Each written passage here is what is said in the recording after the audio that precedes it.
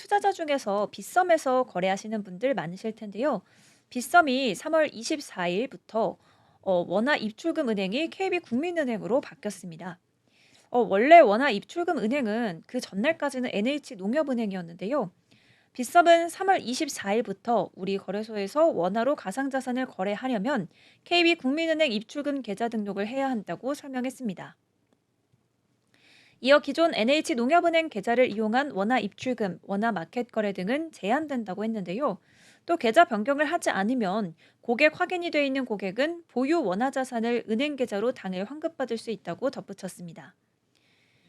신규 계좌 개설에 대해선 신청일 기준 20일 이내 타 금융기관에서 계좌 개설 이력이 있는 경우 일정 기간 신규 계좌 개설이 제한될 수 있다고 설명했는데요. 또 이용자 편의를 위해서 빗썸 라운지 강남점에 KB국민은행 계좌 개설 전용 창구를 마련하고 계좌 개설을 지원하고 있다고 덧붙였습니다. 이재용 빗썸 대표는 이용자에게 더 안전하고 편리한 서비스를 제공하도록 최선을 다할 것이라고 밝혔습니다. 금융당국이 국내 법인의 가상자산 거래를 단계적으로 허용하기로 하면서 전통 금융시장과는 구조적으로 다른 가상자산 시장 특성을 반영한 제도 설계가 시급하다는 지적이 계속 제기되고 있죠. 24시간 거래 구조, 거래소 간 간격 차이, 유동성 분산 등 특수성으로 인해 대규모 법인 거래가 시장에 미치는 영향을 최소화할 수 있는 별도의 체계가 마련돼야 한다는 목소리가 계속해서 커지고 있는데요. 지난 24일 업계에 따르면 정규 거래 시간이 정해져 있고 거래소가 단일돼 있는 주식시장과 달리 가상자산 시장은 연중 무휴로 변경되면서 거래소마다 가격이 상이합니다. 이처럼 거래 구조와 운영 환경이 다른 상황에서는 동일한 방식의 제도 적용은 오히려 시장 왜곡을 초래할 수 있다는 우려도 제기가 되고 있습니다. 한 가상자산 업계 관계자는 전통 주식시장은 중앙화된 단일 거래소에서 동일한 가격으로 거래되지만 가상자산 시장은 거래소마다 가격과 유동성이 다르다면서 이 같은 구조적 차이를 고려하지 않은 채 법인 거래를 특정 거래소에 집중시키면 시장 왜곡을 초래할 수 있다고 강조했습니다. 예를 들어 한국거래소에 상장된 삼성전자 주식은 NH투자증권 모바일 트레이딩 시스템이나 한국투자증권 홈 트레이딩 시스템 등 어떤 증권사를 통해 거래하더라도 같은 시점에는 동일한 가격으로 체결이 되는데요. 반면 비트코인은 같은 시간에도 업비트와 빗썸 등 거래소마다 가격이 다릅니다. 이는 비트코인이 여러 거래소에 상장돼 있고 각 거래소에서의 수요와 공급 상황에 따라 가격이 개별적으로 형성되기 때문인데요. 이런 구조에서 특정 거래소의 법인의 대량 매수나 매도 주문이 쏠리면 해당 거래소 내 가격이 급격히 요동칠 수가 있습니다. 이는 나아가 전체 시장 가격 왜곡으로 이어질 수 있다는 게 업계의 우려인데요. 이를 방지하기 위한 대안 중 하나로 업계는 장외거래 인프라 도입을 제안하고 있습니다. 이 장외거래 OTC는 대규모 거래를 거래소 밖에서 체결해서 시장 내 가격에 미치는 영향을 줄이는 방식인데요.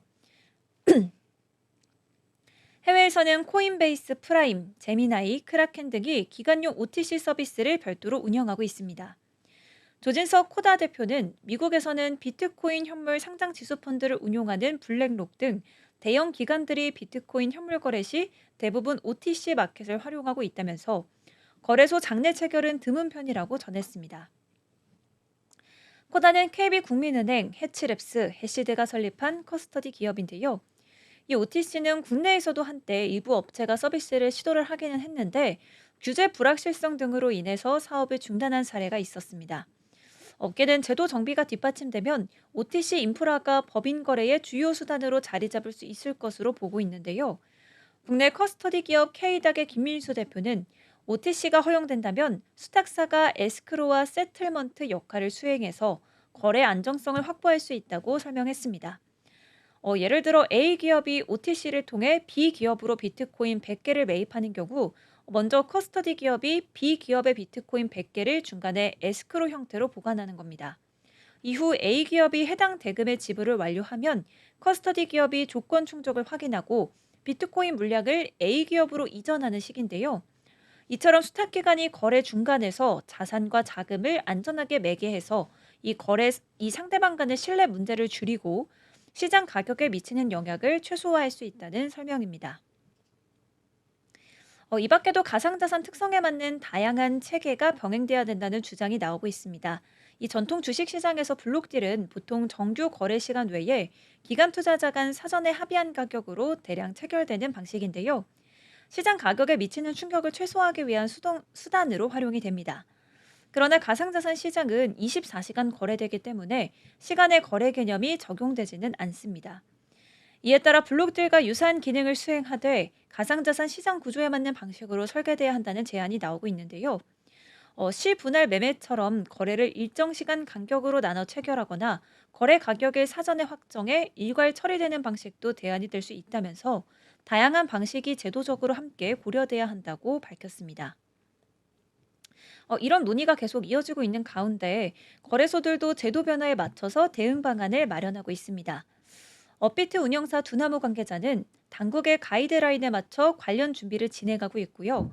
정부가 발표한 로드맵에도 비영리법인의 가상자산 수령 및 처분과 관련해서 최소한의 내부 통제 기준을 마련하겠다고 명시돼 있습니다.